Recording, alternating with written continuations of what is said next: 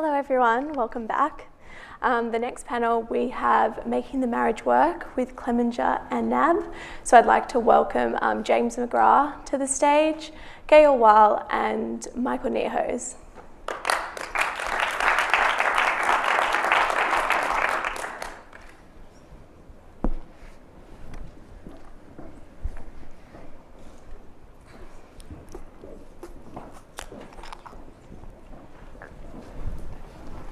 How was that reel? Yeah, so good. Good. It's good seeing all How's that. it feel having your work like that? Put in just a minute, a decade of work in 1 minute. Yeah. Fast. Yeah. Yeah, that's just a really very brief snapshot of an incredible body of work. Out of that body of work, like what are some campaigns, I guess, that stand out to you guys? Well, I love Many Legends. So, because I think it just brings a whole lot of joy to the viewer, and it's something that we've got a long track record in supporting AFL. So I don't think there's many brands that can bring a sponsorship to life like we can. So it's real, authentic, but it's a heap of fun. And we need more fun in banking. So there's our contribution. Definitely. I think one of your funnest campaigns that I remember is Aussie Breaker, and you kind of take a little bit of a cheeky jab at some of your competitors. Maybe you could talk about kind of how you guys came up with that campaign and getting that bold idea across the line, because as you said, the bank category can maybe be a bit dull, and those bold ideas I imagine are very, very hard to kind of convince the client to do and just get everyone on board. James should definitely talk to that one. Yeah, I think that's a question for James. Yeah, I guess those sort of campaigns look, well, they probably look tough now, but they were particularly tough in the moment that we created that work. I guess it says a lot about the organisation, because I think that's probably what this brief session is going to be about, really, is just thinking about the challenges and the relationships that we have with our clients and the work that we can create. And I think that particular campaign was testament to, I think, the organisation, NAB, having something to say. And I think it feels like a very provocative, playful thing, but actually at its heart it was defining what its point of view, what the organisation's point of view was by comparison. And I think it was a provocative, playful idea, and it was outrageous at the time and incredibly difficult. But actually, organisationally, while it was, I guess it was tough, the organisation totally, it just seemed logical at the time, because I guess the differences were significant. So actually, it looks more dangerous than actually in the moment. It actually was completely the right thing to do. So I guess that's probably a testament, I guess, to how we've worked in general as an agency and as a great client, in that we've found those moments that kind of, I guess, seem kind of provocative, but actually are true to the organisation. I think that's and obviously we're aware of how the general public come to banking advertising and the cynicism that they bring to it, but I think that's the thing, that the humanity of the organisation's the thing that we've always tried to represent in the work, as outrageous or as playful, or like Many Legends. It's brilliant for the organisation to have ownership of something like the AFL, because it's very hard to be a sponsor and dominate that relationship, because often it's the very nature of what you're sponsoring that has the dominant effect. So I think Breakup, I mean, there's lots of detail about that campaign, but I think the most important thing to reinforce is having something to say that was valuable, and that was, I guess, the nature of what was at the very basis of that idea. And I guess an idea like that, kind of having a swipe at your competitors, is a little bit risky, and especially for a bank. Michael, maybe you could speak to, I guess, how much you have to trust your agency. I mean, that's a big theme of our discussion today. How much trust you have to put in your agency to pull off an idea like that? Oh yeah, it's obviously a huge amount of trust, and the organisation has a big amount of trust in us as a marketing team. But I think where it starts is a real meeting of the minds on the idea, and an acknowledgement that good work, particularly in a category like banking, good work isn't wallpaper. It needs to have some edge and needs to be a bit provocative. You need to take some risks with it. And that's obviously quite a big challenge for a bank to do that, because we're inherently a risk management business. So part of my job is to make sure the organisation's ready and understands why we've got work with Edge, why there's a bit of difference to it. And the great thing about working with Clems is they totally understand that relationship. They understand the issues going on inside the bank, and particularly the issues going on inside the minds of customers. So we have a really strong connection over why we're doing the work. We take calculated risks, and I've got to say, for the most part, they turn out very well. The tracking has been consistently good. And something you said to me that you have in your relationship that you value is you have brutal honesty. I'd love to speak to you guys about that, because obviously brutal honesty is great to have, but you also need to manage, I guess, having differing opinions and maybe some disagreements sometimes. I'd love to know how you guys manage that. Maybe Gail, you laugh the most, so you get to answer. Brutal honesty. I'm not sure if it's always brutal, but there's definitely honesty and a lot of open conversation. I'd actually say it's probably more the open and transparency nature of the relationship that drives work like that. I think because we have probably shared agendas about what we're trying to achieve, it means that we can always have an objective conversation. And I guess our relationship is built a lot on cutting through a lot of the rubbish and a lot of the distracting conversations. We can get very caught up on a subjective moment, and we do still disagree a lot on things like music or things that can be quite subjective. But ultimately, we will always have either a customer insight or a brand kind of proof point, or we have a framework for the brand. As you'll have seen from all the work, we don't have rigid guidelines. We actually think that the idea and the storytelling we have behind More Than Money Now is that consistency, but we do have thematics and we do have, I guess, guardrails that help us with that.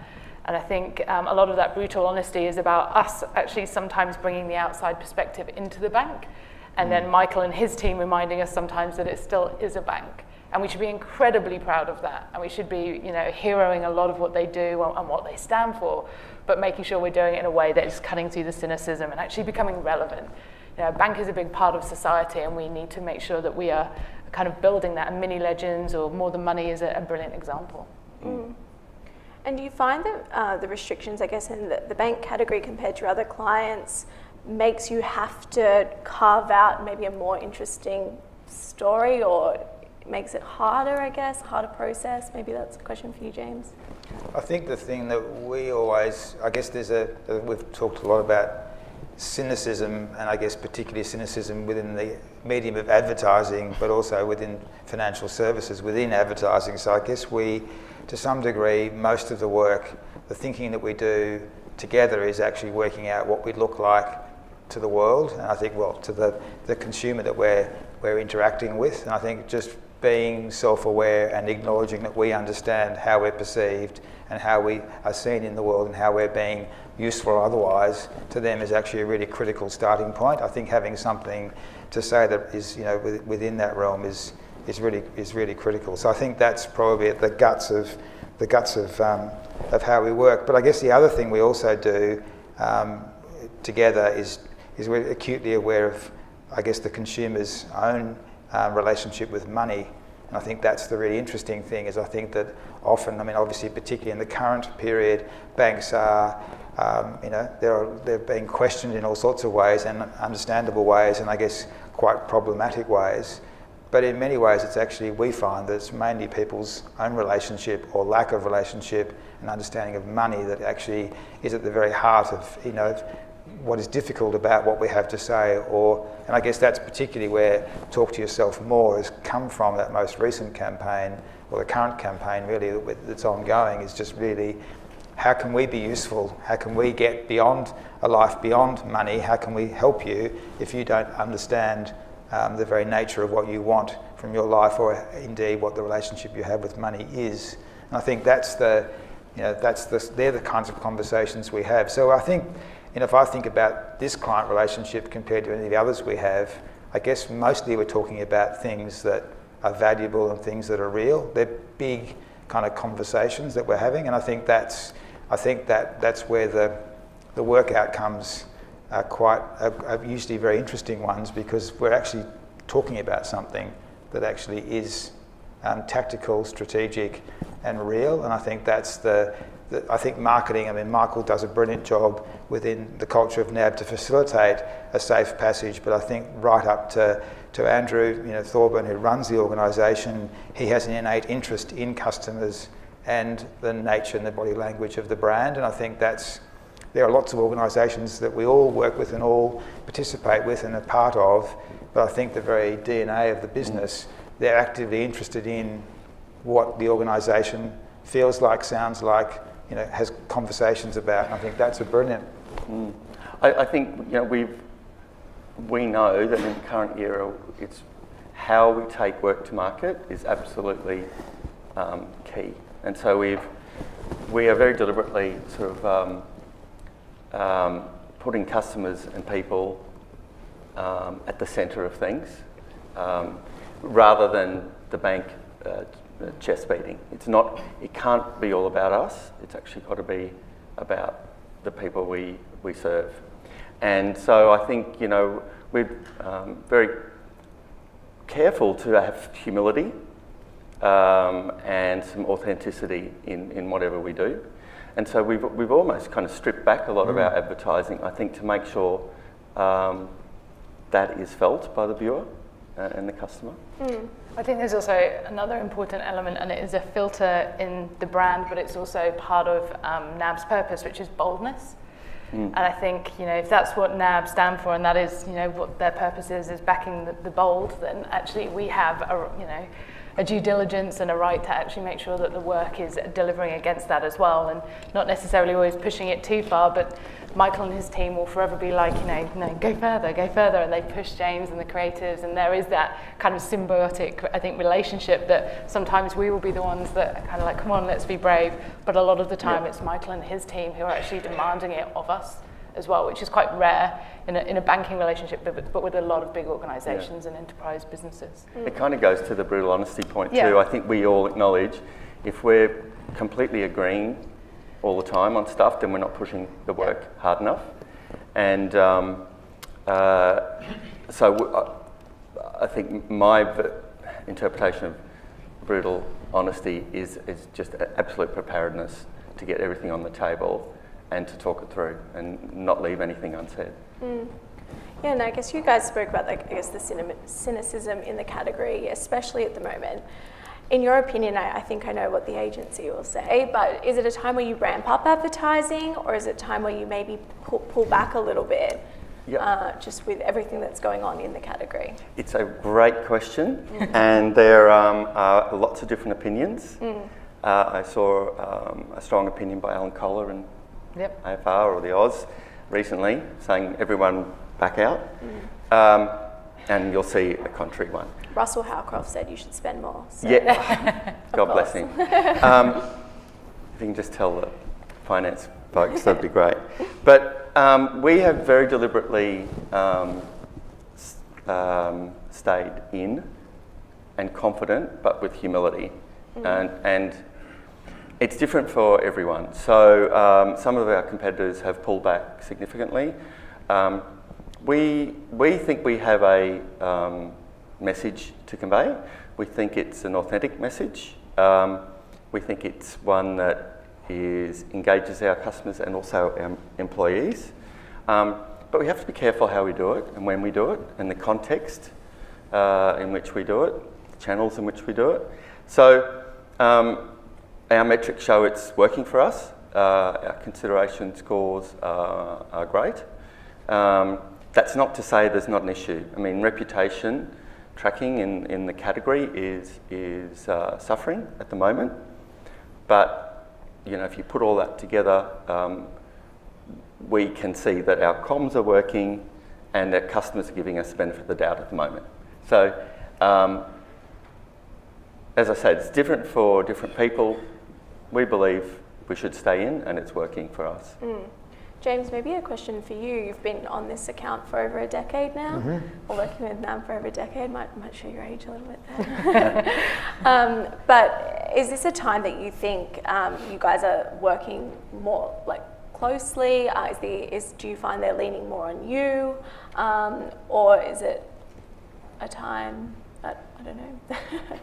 It's I guess it takes a session like this to reflect on a relationship, doesn't it? Because I think we, looking at Cam there, thinking about the compelling conversations we have around client relationships. But I guess it does take a moment like this to sort of reflect on what we have, because I think it's like lots of things. The things you either take for granted or it's a process that we all put ourselves through.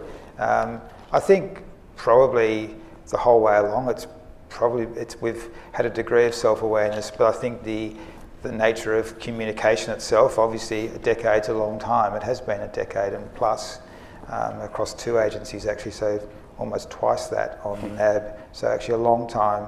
And I guess the industry, the responsibility, the very questioning of what a bank could be. Will we have banks as they exist now in 10 years?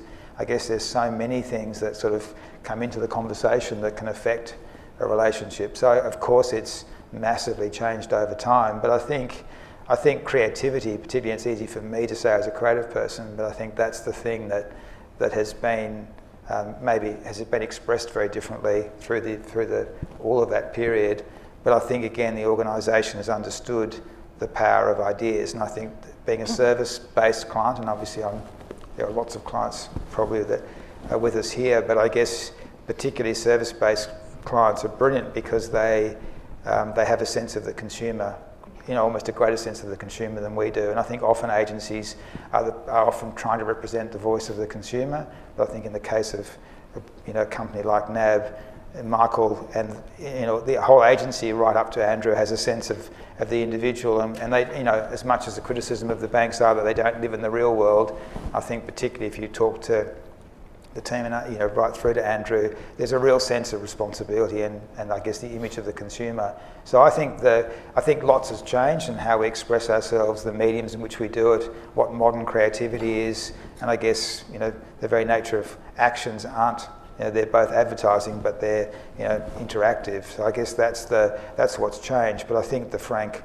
honesty, but also the power of creativity. It is an organisation that has had varying degrees. We haven't always got that perfectly right in terms of the quality of the work. But I think mostly, they have proven to understand the disproportionate value of creativity, and I think that's the thing that's been the constant, while it's potentially change in its outcomes. I think that's been the thing, hasn't it? I mean, if we look at that reel, that's testament to that. When we established a new positioning and transitioned from more give, less take, which was a fair value positioning, to what you see now, which is more than money, we had a good think about what has been consistent, what do we want to keep, and what do we actually need to move on. And a couple of the things that we decided to keep was our tone of voice, which and a desire to be unbank-like, for want of a better word. Mm-hmm. We don't really want to be normal for the category. We want to kind of be quite different, and to take risks, and to be bold, and to be brave, and have work that is not necessarily expected. So and I think that is, you're right, James. That's kind of has been shared as an attitude across, several reigns, if you like. I guess also it's because we haven't had. We've always been pretty prudent. Well, you've been prudent about the kind of money we have to spend, and I think that's, not surprising from a bank, but I think we're acutely aware of the disproportionate being outspent by the relative, scale of where we sit, and I think that's in a way it requires ingenuity sometimes, doesn't it? But we actually have chosen to be like that because it's right, but also because invariably it's the thing that actually disproportionately works for us.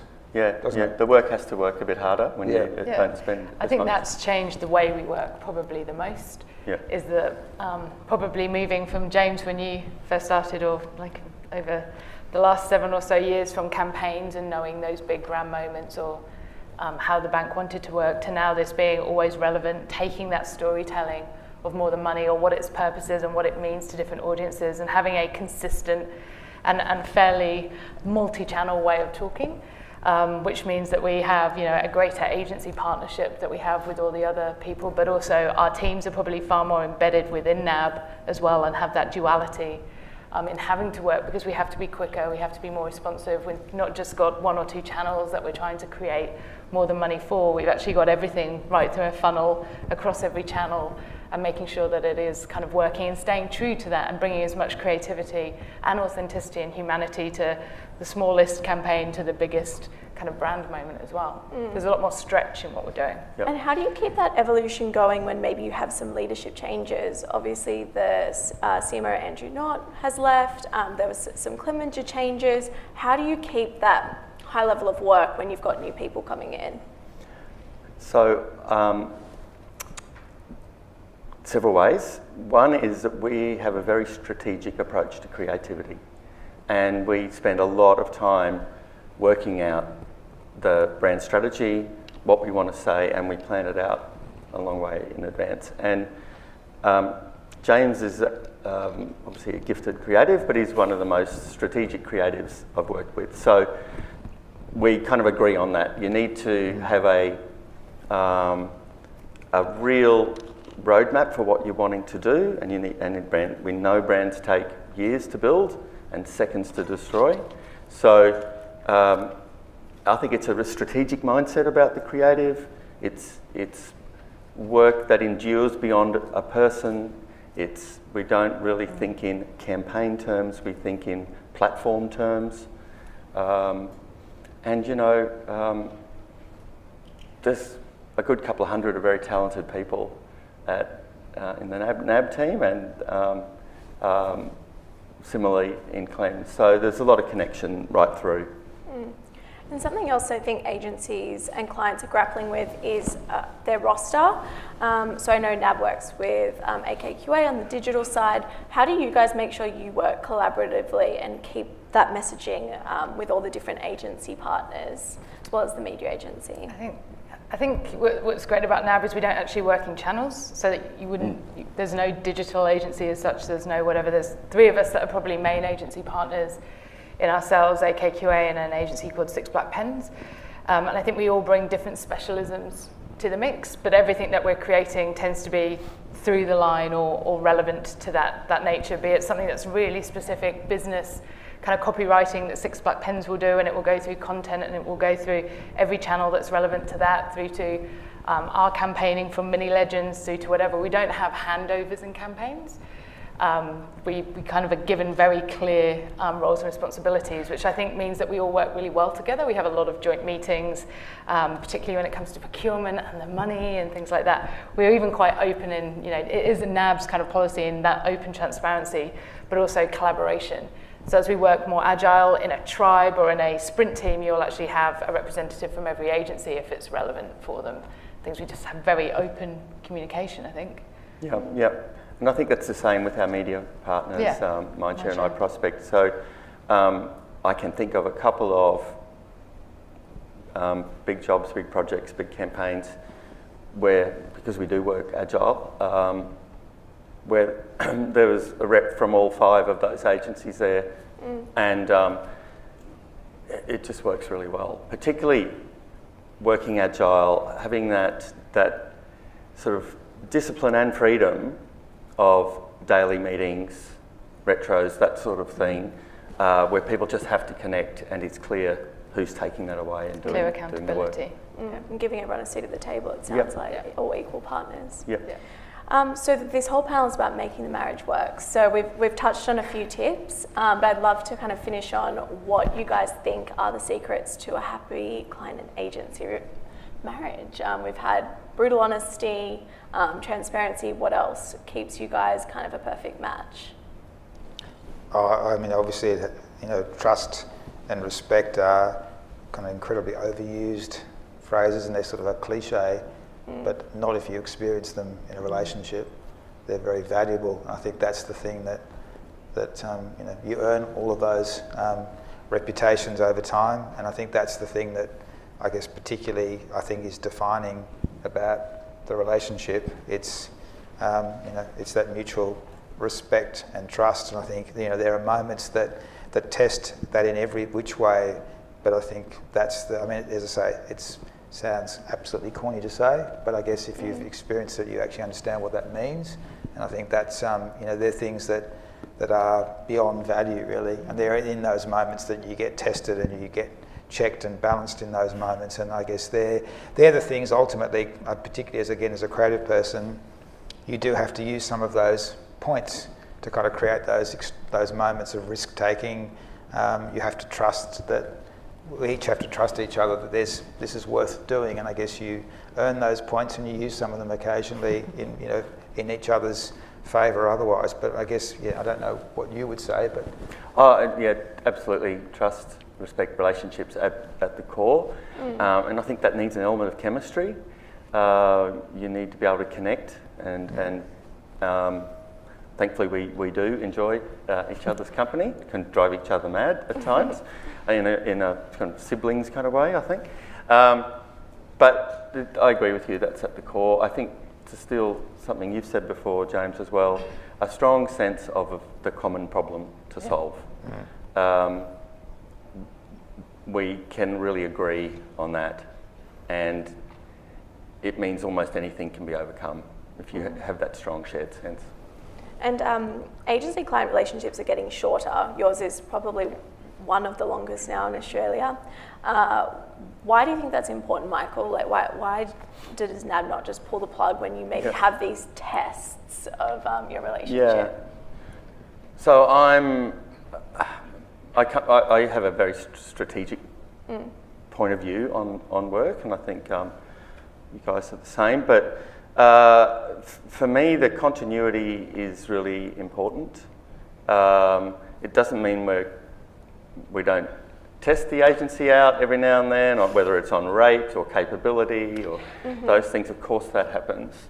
I just think it produces a better long-term outcome. And you're right, there's quite a bit of movement inside companies these days. And in some sense, James is kind of the creative soul of the brand for 10 years. So it's probably also the thing. It works. Given this is in Melbourne, I think it's also maybe it's a sweeping statement. I think it's a Melbourne, again, I'd be interested to know what Cam thinks, but it's a Melbourne thing, I think too. And I hate to be that sort of Sydney-Melbourne thing, but I actually reckon that's, if we look across the quality of client relationships, I can't explain it. I don't know what that is so much geographically, but I do feel, I guess we maybe have a disproportionate number of those relationships. Mercedes-Benz, we've just had a changing of the guard there, but 38 years. I guess there's just I don't know why it is, but I guess this city has lots of assets, but I think those relationships and those commitments to long-term strategic, thoughtful outcomes, I think there's a value. Obviously, there's lots of reasons why agencies change and relationships change in all sorts of ways, but I think I love that about the industry here. I think there is a respect, again, trust and respect, and I think a belief in talking about things that are important, and obviously a relationship, if you're doing that and doing that well, I think that sort of cements things. But I think that's the thing that this Melbourne industry, we all need to make sure we don't take it for granted, but I think it's a really defining thing about this industry in this city. I don't know why that is. I don't know what your point of view on that is, but maybe Sydney has a bit of short-termism. They say it's a more global market, so I guess we're pulled into the global pitches a lot, whereas I think Melbourne has a lot of local clients. I'm not 100% sure. We should definitely do a panel on that next time we're back in Melbourne. Interesting. But yeah, it's a very interesting point you've made there. Would you agree? Yeah, I think there's definitely a difference. I think as well there's a longevity in this relationship based on that commonality of understanding the problem and the business problem, and that will change over time, and there have been multiple, I'm sure, that James has faced into. But I think no matter what CMO comes in, they're not necessarily questioning whether they like an execution or a platform. There's actually always a very thorough understanding of what we're trying to achieve, why we're trying to achieve it, and results generally. It's also quite an outcome-based relationship. We are in it together in creating work that works and understanding what that is and keeping that going and making sure that what we're doing is as effective as it has to be it in lots of different ways, from advocacy through to product sales, I think is what's important, because why would you change something that's working versus having a more subjective view on whether you liked a campaign? Definitely. Now, I just want to open to the audience. If you have any questions, please put your hand up. I know we're standing between you and the drinks, so if there is no questions, I can't see any, I think we will finish up. Any closing remarks, guys? No, thank you. Thank you. Cool. All right, thank you guys.